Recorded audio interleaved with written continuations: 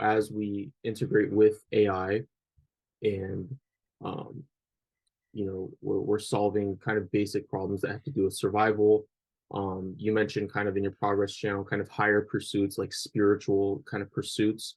And you mentioned how we'll get to a point where we can essentially kind of just put our brains on like permanent orgasm mode, like Yes, 24/7 could be an option. until right the heat death of the universe. So how do you think about the problem of hedonic adaptation with that? Or are you saying at that point we'll be so advanced we can basically just engineer that out of our biology at that point? Well, that's nominally easy for a sufficiently advanced superintelligence. Yeah. Hedonic adaptation is something that's actually engineered into your systems. It's not an inherent feature of systems to be adaptive. Hedonic adaptation and many other forms of adaptation essentially are just your body's way of regulating behavioral homeostasis. Like if you didn't get used to sex feeling good, and then at some point, like rock stars will have so much sex that they're like, whatever, then as an animal designed to survive with very little cultural information, just out on a what Steven Pinker called like a permanent camping trip, which is how we evolved, you would misprioritize your time greatly.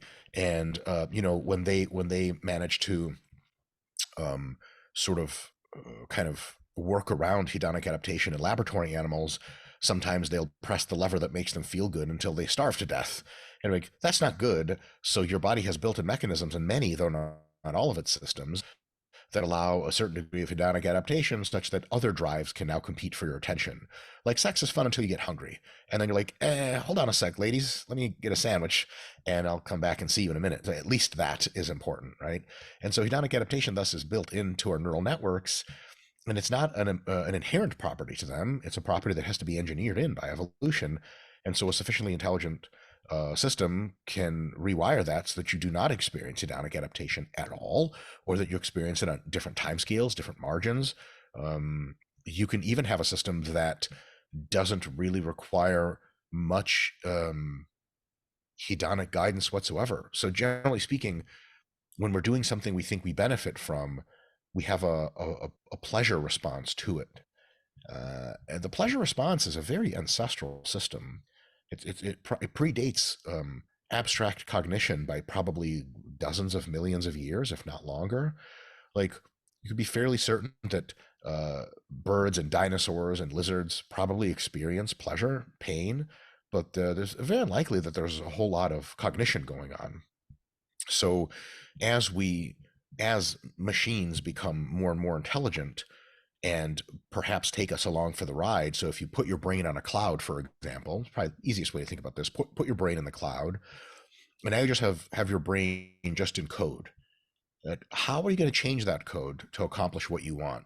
That question opens up a myriad of possibilities, including one in which you're like, can I just choose to logically pursue certain things and no longer experience hedonism or fear or pain anymore? And the answer to that is like, yeah, almost certainly. Like, does does GPT-4 engage in cognition? Yes. Does it experience emotions? No. You think so? Why not? Because it doesn't have emotional drives engineered in. It just has no capacity to experience them because it doesn't have that. Those neural network structures are just not built. Like, if how do we know that emotions generate entirely from neural network structures? If you have lesions in various parts of your brain, you will no longer be able to experience certain emotions. And we can make you experience certain emotions with no cognitive overlay whatsoever. So if your amygdala is stimulated through magnetic stimulation, like external to the cranium, you will experience radical, unabating fear with no context whatsoever. So we're very tied to our emotions because humans are animals, and the first cognitive, sorry, the first decision making mechanisms were probably emotions. Basic drives are felt as emotions. It doesn't mean we have to keep those around into our next stage of evolution. We may choose to, but I'm personally uncertain as to their utility once you know enough about the external world, once you have enough informational knowledge about the logical structure of the world around you. Emotions, being that they're very, very basic, very rough heuristics as to what is good and what is bad, may lose a lot of their their utility. And it's kind of like, how much hatred of an army or a peoples we are fighting against is adaptive. Well, if you need to really wake up the populace to save your society existentially, hatred's probably a good thing. Now, if you're doing some kind of limited engagement warfare, I'll actually give you two examples. So, is it adaptive for Ukrainians currently to hate Russians? On the margins, probably yes, because it drives their entire society to resist, well, literal genocide. Now, is it adaptive for most people in Western Europe, let's say England, to hate Muslims? No. Most Muslims are super awesome people that just want to have a good time in life and are not trying to kill anybody. It's just like a really tiny proportion of Muslims are completely insane terrorists. And then, like, is it worth your time hating them? Well, hatred doesn't really give you much in that equation. You don't need a totalistic system re-architecture to fight radical terrorism. You just need like special forces teams to be enabled by central intelligence agencies to go kill those people wherever the fuck they are. Like, that doesn't require hatred. And as we ascend from simpler organisms to more complex ones, as the amount of information about our world radically increases, and I mean exponentially, and the exponent has an exponent, our reliance on, dare I say, primitive emotions, like those involved in hedonism and fear and suffering and aggression, it starts to kind of decline. Like, if you have to explain to, let's say, you could talk in human language to a monkey or to a dog, and it would ask you, maybe, is you spend a lot of time with computer? You're like, yes. Like, is computer good? You're like, yes, but it's not good or bad. It's a tool to accomplish certain goals. And because most of these animals have no reference frame for goal orientation or even what it means, then gee whiz, you're going to have a hard time convincing them what's going on. Yeah, that makes sense. I mean, like when we talk about the whole compassion thing, it's like obviously we want to, compassion is generally a good thing, but it's like you don't necessarily want your, like your fighters overseas or your Marines like running loving awareness, compassion meditations before they Yeah, go out, and yeah, so some nuance there. definitely. How can you be sure that being is better than non-being? Define better. More worthwhile, worth it, justified. Define worth it. I'm not being facetious, I Yeah, no, promise. yeah, yeah. So justified. Define justified. Mm. Every definition you come up with will be in reference frame to an extant organism. Worth it, justified, better are all referenced internally to an extant organism. They can only be processed with the inclusion of an extant organism, not an extinct one. What is better for the dinosaurs that are extinct 65 million years ago? Nothing. They're not around anymore. There is no better. There is no worse. There is simply nothing. So if you say, is existence better than non existence?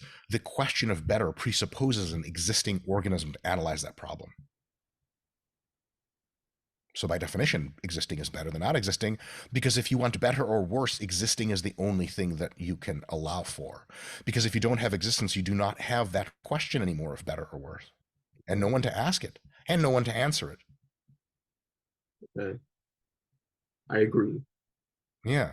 I'm gonna, I'm So gonna. go ahead. Go ahead. I was gonna say I'm gonna dare to push back on this. Yes. Yes. Please. So, okay.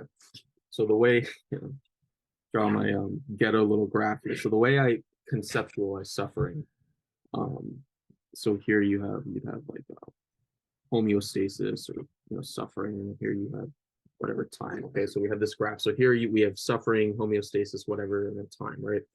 And then we have let's say we have our homeostatic baseline up here, right? So this would be kind of like non-being. This would be like like you're asleep. There is no you. There's no Mike is everything just like is. There's no right. You're asleep. You wake up in the morning. It's like in your nice, comfy, warm bed. It's like, oh shit, your alarm goes off. You have to get up and do something. You don't want to leave your warm bed. So this causes suffering. There's an attachment there. You want to be warm and comfortable. You have to, get up and leave. So already off the bat, there's a little bit of suffering, right? But then you come back. You come back to like you acclimate to the temperature, you get your mind going, you start doing Hmm. some work, you're in a flow state, right? So you are working on something, maybe like an on, you're focused, you're disciplined, but there's no desire to change your state. You're in the moment. I think you've even mentioned like some of the happiest times you've ever been is like when you're working, on something like diligently, right? Flow Hmm. state. So there's no suffering. You're at home. You no desire to change your state. So a few hours go by, but then something happens. Let's say you get bad news. Let's say your wife is not doing well, she's sick or something, right? Start thinking about that. Shit, what are we going to do? How long is she going to be sick for? So just those thoughts already, boom, you're way down, you're suffering. You wish reality was different than it was. There's no physical ailments, right? You're not burning to death, you're not having diabetes, or just the mere thoughts, you wish it was different, so you suffer. And then you kind of reconcile that. You're like, okay, you tell yourself she's going to be okay. You come back to your business. You're paying attention to business. So now you're back at homeostasis. Okay. And then let's say like fast forward to later in the day, you're really having a good time. Let's say, you're with your wife, you're watching a movie and the movie feels really good. So this movie raises your homeostatic baseline of how you should feel, right? Dopamine, serotonin. So now your baseline is now higher. Your baseline has now gone up, but then inevitably there's going to be something else is going to come up. You're going to get more bad news, and then now you're, if you can see that, you're back. Yes. So if we look at this graph, right, and if we shade in all the times, with suffering, this horrible graph I did, if we shade that in, basically what you're trying to No, do that is, definitely takes the point home. Yeah. yeah, what you're trying to do, like as a monastic or a monkey, you're trying to have as little time under the curve, as little time there as possible. Hmm. So so when you're at homeostasis, when you're in a deep meditative state, and there's nothing to do, there's nowhere to go, there's nothing, everything just is. Um, right, like how is that not better than this? It's definitely better for you because you're not suffering. Suffering is bad because it feels bad, at least proximately. In a first level analysis, there are multiple levels of analysis. So that suffering could be making you tougher, and then it's good. But it's not good as you proximately experience the emotion. It's good with reference to your prefrontal cortex's ability to see ahead of itself in time and to plan out things for the future. And what it's trying to do is have more happy feelings in the future. And it's taking a small cost of bad feelings now to have more good feelings later. Because if you make yourself more resilient now by going through suffering, you may be able to experience significantly less suffering in the future. Right. Yeah. So that's basically kind of what the monastics are doing on the monk. Like because when you're sitting with meditation, at least at first, there's tons of suffering. You want to move, you're uncomfortable, you want to do something, but you're training your mind to kind of, right, come back to the present. And you gave the brilliant example of the monks who, in protest, like doused themselves in gasoline, lit themselves on fire.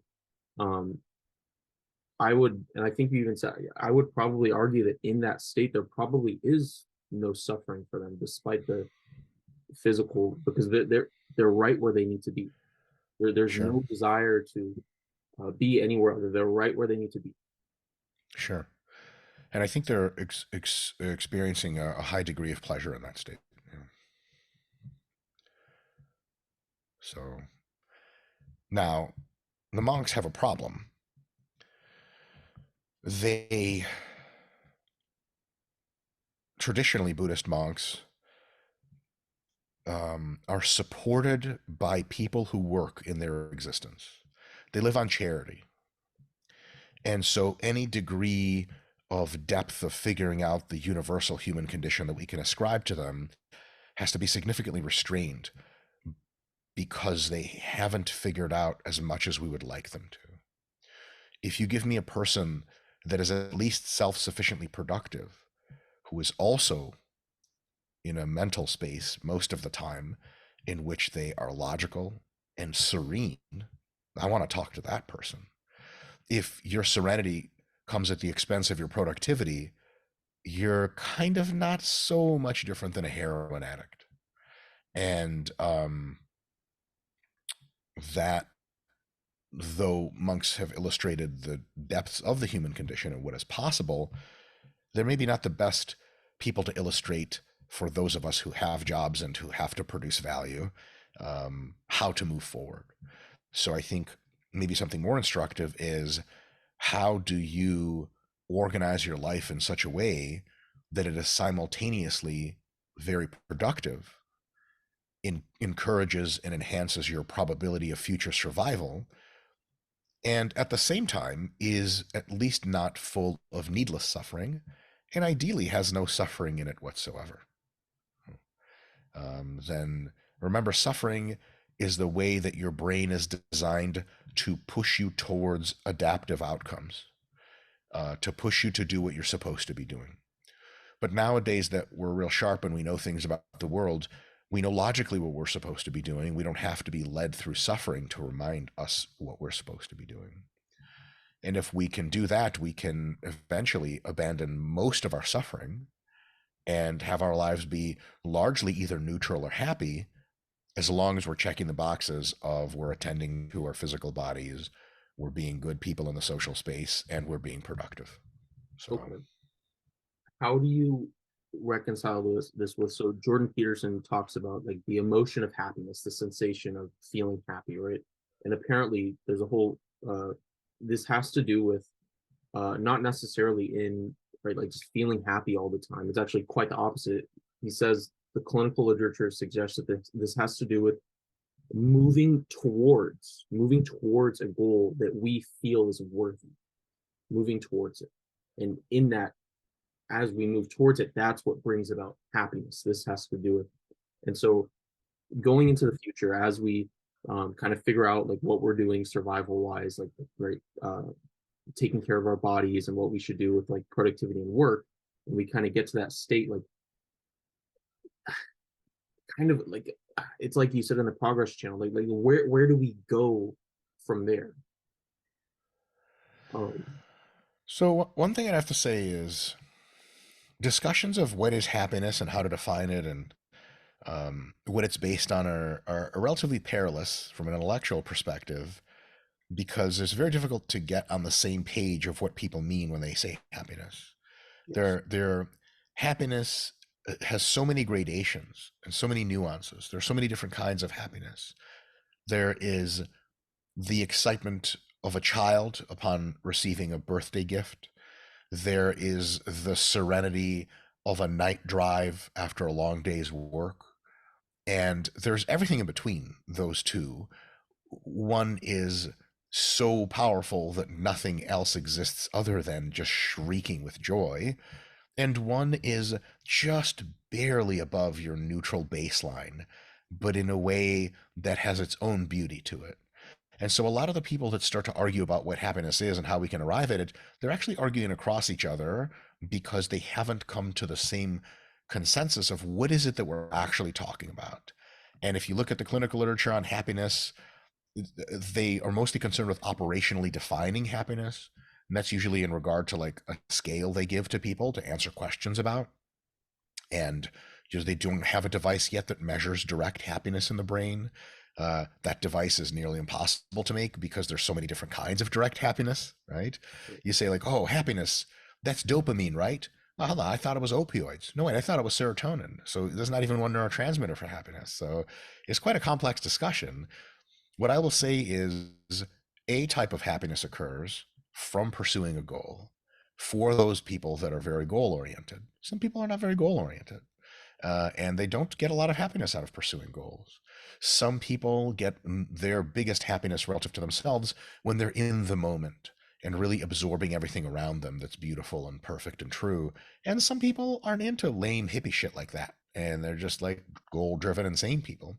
Some people have scarcely an ability to be very happy, and it comes in fleeting moments here and there, and everything in between. So a necessarily sort of really formal proscriptive way of saying this is happiness and this is how you get it can't possibly be the most true thing in the world, because we don't even have this one thing called happiness. It has so many flavors and gradations.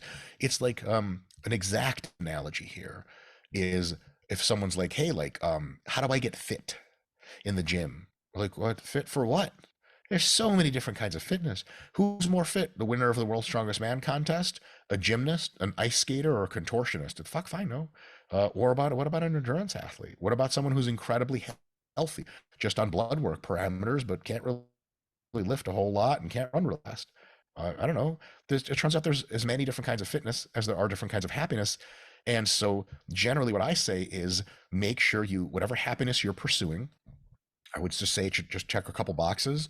One, it is not somehow toxically destroying you. Two, it is relatively sustainable. It is a well you can continue to go to and experience more happiness later. And also, three, that it comports with your continuing to be a social and productive person. So, like, if it brings me ecstasy to kill random people and their families at the park, you guys probably shouldn't pursue that because it violates a few of those things. If the ultimate happiness to me is, every time I think about suicide, I just get ecstatic. Like, yeah, maybe shouldn't dip into that well too much because that's going to lead to suicide sooner or later, and that's probably not good.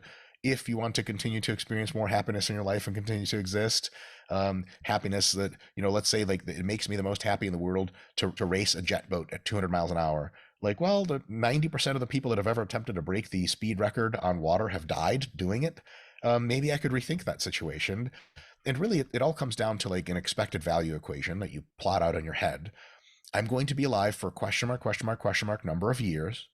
How do I make it so that I am happiest for the highest number of those years in the future? And you can go one level up from there and say, I have a deep meaning for the continuation of society on Earth and for the continuation of complex life. And thus, even my own life can be leveraged to be part of something greater. So a soldier that gives their life heroically in combat defending capitalism and freedom and democracy can actually experience pure ecstasy the entire time that they're in combat and actually when they're dying, because their happiness is calculated off of like what I'm giving myself to something so much greater than me, objectively greater than me. And that's dope too. But I would just say, before you try to search for happiness, figure out at least, how long can this make me happy for? And does it figure into some grander perspective that I could have about my place in the world? And you kind of go from there. So a lot of people, there's a very easy hedonic short-term happiness. Like, you just start scrolling on YouTube or Instagram. It's fun to scroll, cool lights come out, fun characters talk to you. It's interesting, but not for so long. And it quickly fades. And it's not building anything, it's not constructing anything, it's not giving you a sense of deeper value and purpose as a part of a greater whole. Humans are social organisms, and so they generally like to be contributing to something greater than themselves. And the concept, or in religion, of the infinite, of ancestors, of gods, is really just kind of a nod to the fact that we're all part of a great genetic lineage in life, and we've come from somewhere, and we're going somewhere. And as an individual, you are just a part of this great tree of life, and there's more shit going on with you than you just being an individual. So if you live a purely hedonic, purely individualistic life, some people may be capable of that and find really a lot of value in it, but many people will find that if they are able to construe their life decisions and outcomes in a way that somehow comports with or benefits the grander whole, be it the grander whole today or the grander whole in the future, then they often find much deeper levels of meaning, which is one of the reasons why religion does so well demographically. It's because a lot of people want to be a part of something deeper and more far-reaching than themselves. I think it's actually perfectly natural to do that, and some people really need to think that through. So when someone who's a devout Christian, for example, refuses to look at pornography, yes, they're not as happy as they would be in the moment looking at titties on the screen. That'd be dope. But they're much happier in the long term, and even then, from resisting looking at titties, because it brings them closer to that grander purpose. And goddamn, that's a fucking huge happiness pump you can keep hitting all the fucking time, because it's always there, and as long as you're the most moral person you can be, and as long as you do good by others, you're just hitting that happiness pump over and over and over, and it never runs dry. So yeah, I could totally understand why people are into religion and stuff like that. I guess for my part on the whole progress channel bullshit, maybe I'm trying to construct a religion based in logic and reality, to give people a reminder that they're actually part of something grand. already, whether they want to be or not. And while they can live their life exclusively short-term hedonically, as long as they don't hurt anyone else, not a big deal. But maybe there's something to the idea of helping progress in your own life and helping society progress further, because maybe you're building something beautiful, and maybe that's cool in and of its own right, but it also ticks the box in everyone's head for a religious grand purpose. Okay, very, yeah, very interesting way of kind of framing what's going on. What yeah, what's when I reflect on your progress channel, what always stands out to me is, so for like a millennia, since the beginning of existence, basically, we've, to kind of do what you're trying to do, we've told stories. We've told stories. We've given narratives. We've assigned meaning, right?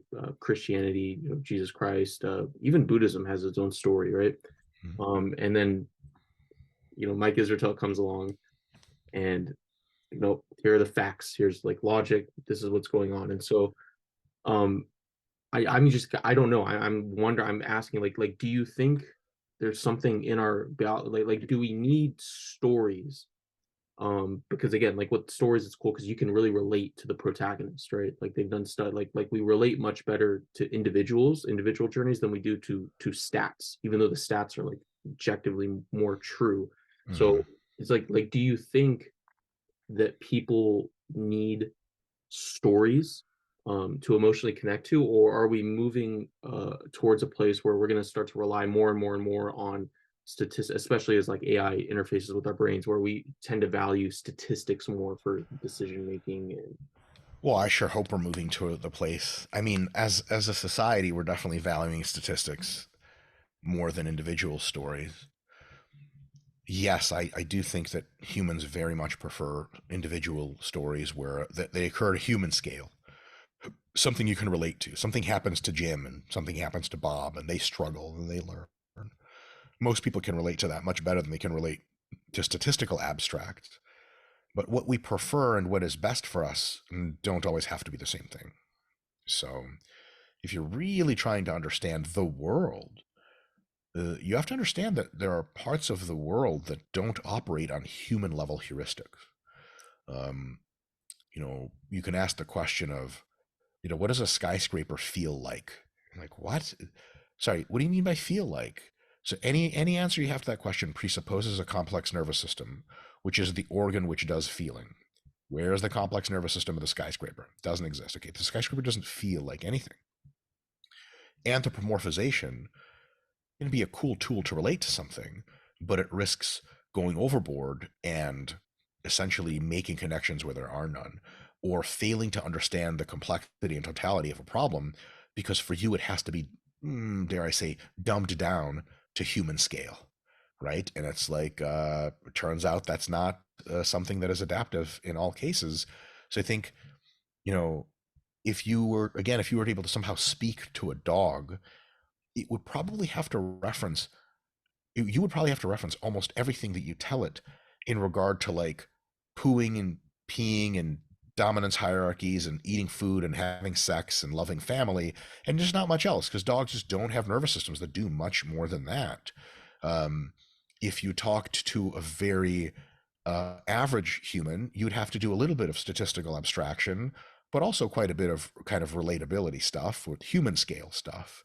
Um, and then as an organism becomes more intelligent, it is more capable of seeing things as they actually are, without with an incrementally smaller and smaller need for analogizing or anthropomorphizing. And then eventually, I think what you want to do is see the world almost exactly as it is. And I think that with rising levels of machine intelligence, I mean, think about what Elon Musk is doing with the truth seeking GPT.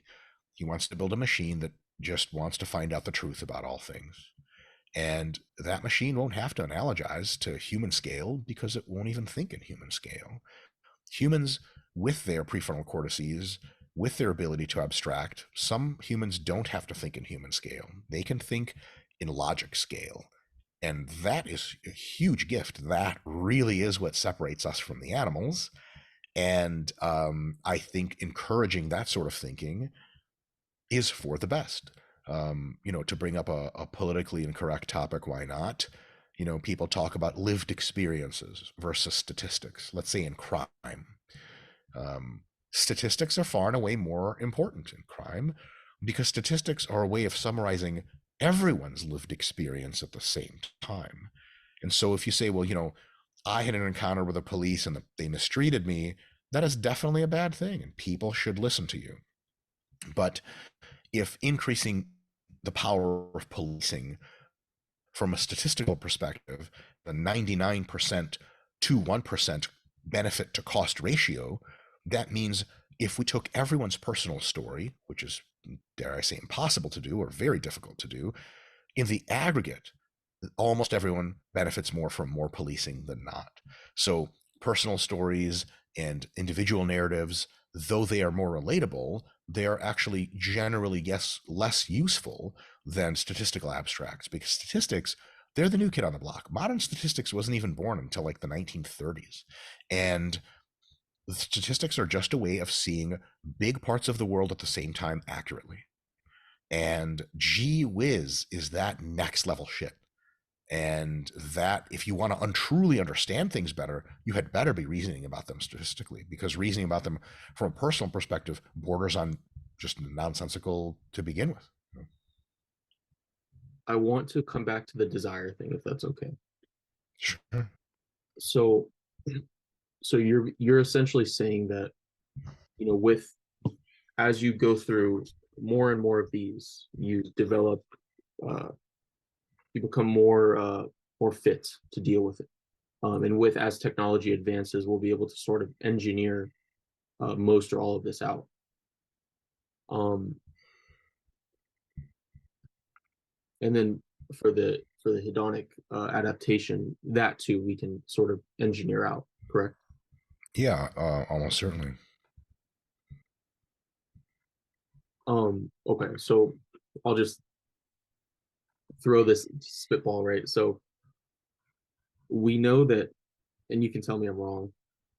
Um, we know with nutrition, right? So I've come to the realization that what calories in, calories out is to body mass index. Desire is to suffer. Desire in the sense of like craving, attachment.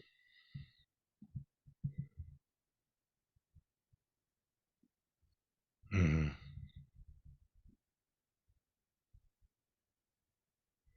So feel free to, um, I mean, I guess let me expand on that, right? So like, um, not desire, right? Like, we like so we've all had the experience. I've certainly had the experience. Like you're in a hard training session, right?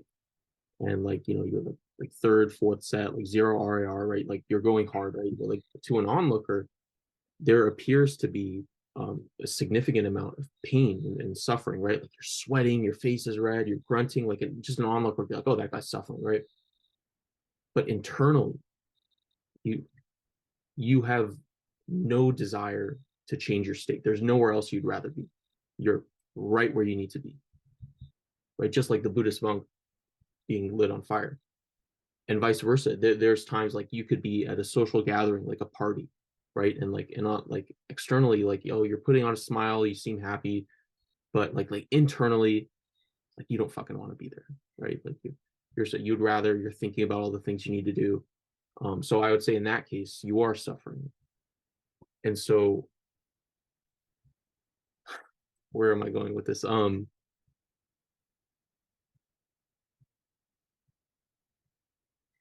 have something for you. Jared and I talked about the conversation you and I had last, and Jared has a big problem for you, a stumbling block. Suffering is just an emotion. You don't have to relate it to anything else.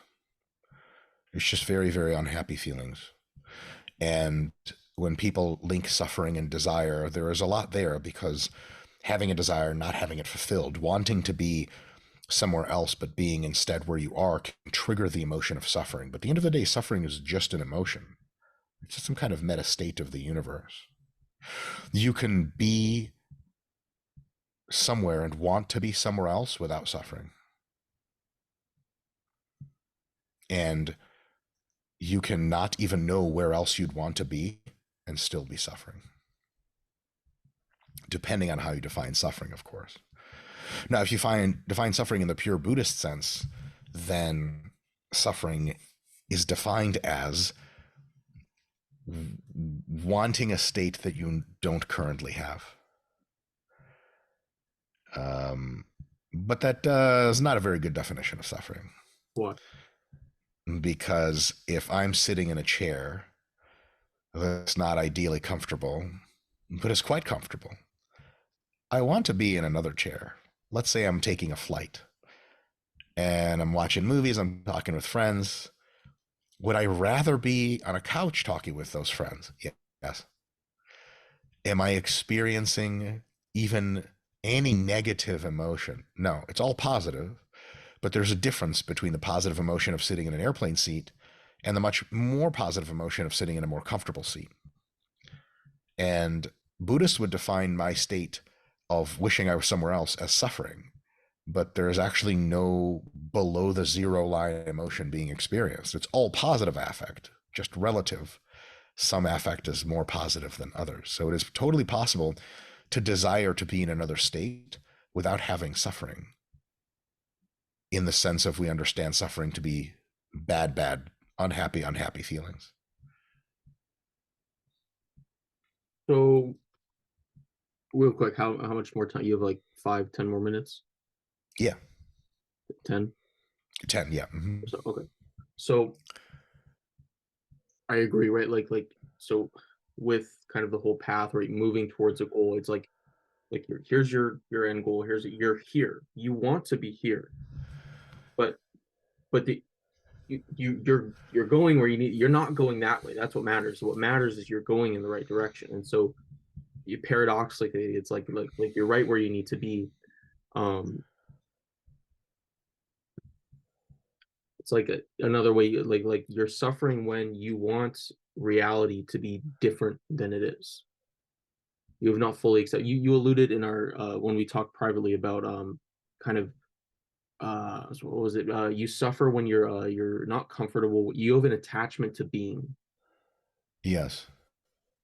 right? Do you want to expand on that a little bit? Yes, you have an attachment to the idea that you want to be comfortable, and because you're attached to it, and it is not something you have, you are suffering. Uh, that's at least how Buddhists define suffering. Um, it's the same thing as wanting. Wanting and suffering is kind of the same thing in that regard. Um, but that's very different than what most humans would describe as suffering. I'll give you another idea here. When you watch an animal get cooked to death, let's say a fish, a live fish, put it in boiling water, it's cooking to death, it's almost certainly experiencing pain. But because it doesn't have an understanding that future states exist, and it doesn't have enough short-term memory or self-awareness to understand that it could be in a different mental state, it just experiences its states as a raw input stream, moment to moment to moment to moment to moment. It is impossible for that fish to be suffering. It is also true to say in the Buddhist definition of suffering that that fish is not suffering. It lives every single moment right as it comes. So my question there is suffering still the best term for what we're talking about? I would say it's not a great term for it. There's some terminological difference between the way we use suffering in the Buddhist context and the way we use suffering in the, well, I'd say English context of suffering is bad emotions. That's interesting because when I reflect on it, so this whole graph, right, like, and clearly you have like objective, um, suffering, right, under the curve. But I've noticed in my own experience, if you're fully present this whole time, right, you're zoomed, you're zoomed fully in, right? Yeah. There's no reference point. You're like you don't know if you zoom out, okay, man, I really suffered. But if you Yeah. all the way in, Yeah. there's no everything just is. Um, and it doesn't. It's not a state necessarily of like being passive and not caring. You're still moving towards, but you're focused on the present moment, whatever Yeah. tasks may arise. So like if your boss asks you to do something and you don't necessarily want it, you just do it. You don't think about it. There's a parable like it's like you're fighting a bear, and the bear can read your mind, so it knows every move that you're going to make even before you know it. So how do you beat the bear? You don't think. It's a Zen thing. Um, That's dumb as fuck. If you don't think, you're not no, going to yeah, beat the go, yeah. bear. Why? Why? How do you beat? How do you get an architecture together of your combat plan if you're not thinking? This is the problem, right? So, yeah, this is what I'm trying to do. I'm trying to reconcile these Buddhist Eastern values with Yeah, sure, the sure. Western. Yeah, yeah, yeah. So I can help in that regard, I think. So we can differentiate two things. One is negative emotion, and two is suffering. Negative emotion, you can be fully experiencing and have a very bad time. But you can have a worse time by layering in a desire ever present in your mind to be somewhere else.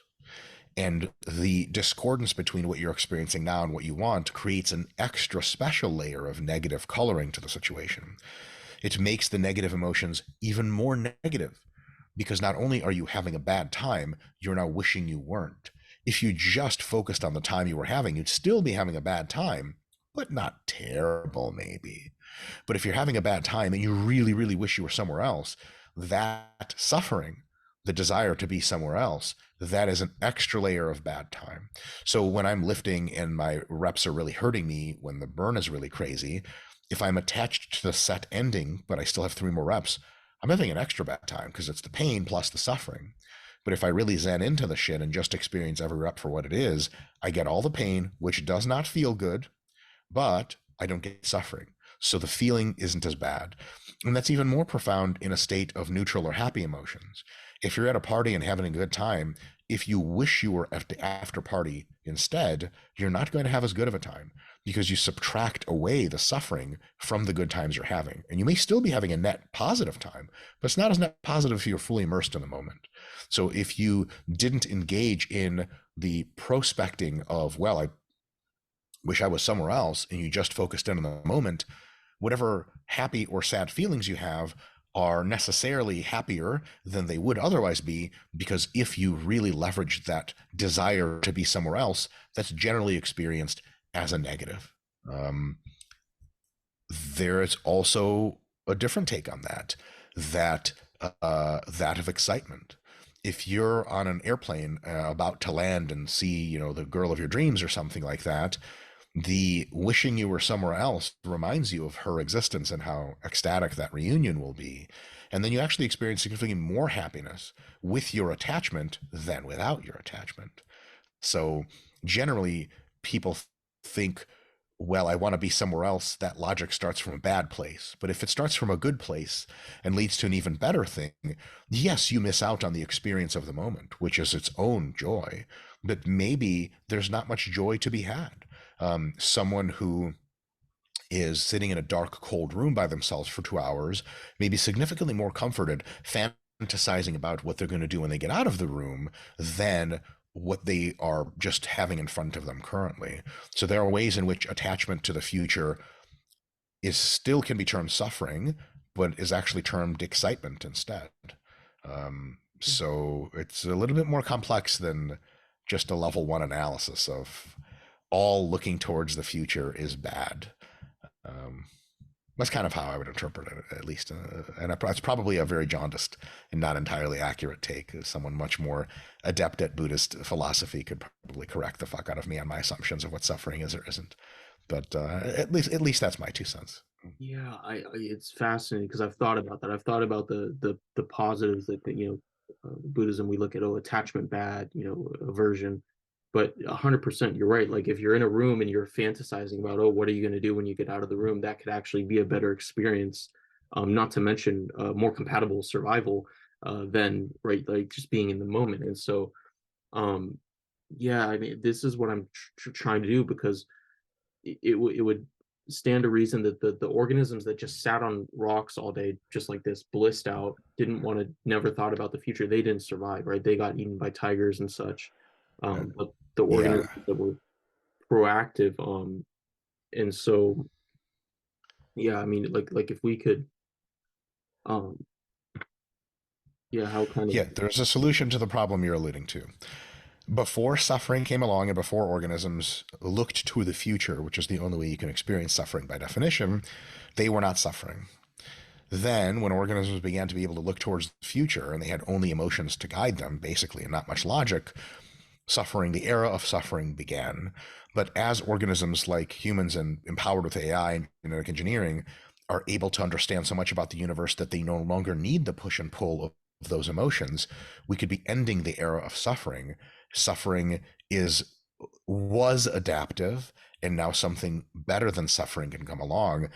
That is the ability to plan and execute logical steps in a quiet place. And that's a very recent thing that we were able to do. And I think that's probably where the future is headed for advanced life, is the ability to move beyond suffering.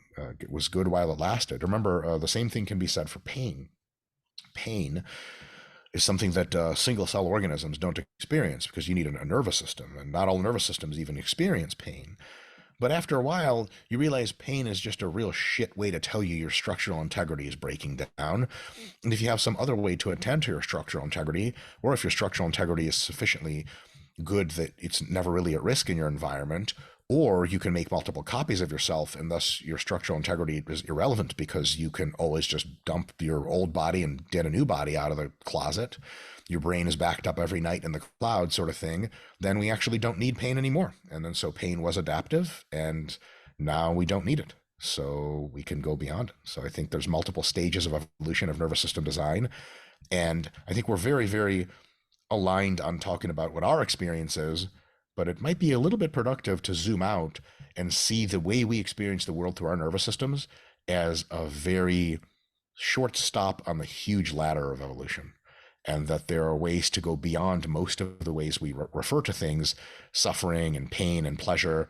They're just temporary states of evolution that animals have, and it is very possible, logically at least, to conceive of a world when we look back and go, oh wow, like we used to do stuff like that. You know, like when a child wants something, they cry because they have no other way to communicate anything. When, you know, a very young child, a baby. But when adults want something, they simply calmly ask, and usually it is delivered. And so I think the world of AI and human interaction is trending towards a world of serenity, of calm, and of asking for things and them being instantiated or calmly working on things, instead of falling back on very raw, ancestral, and to be honest, very outdated human emotions like suffering and pleasure and pain and all these other things. True transhumanism.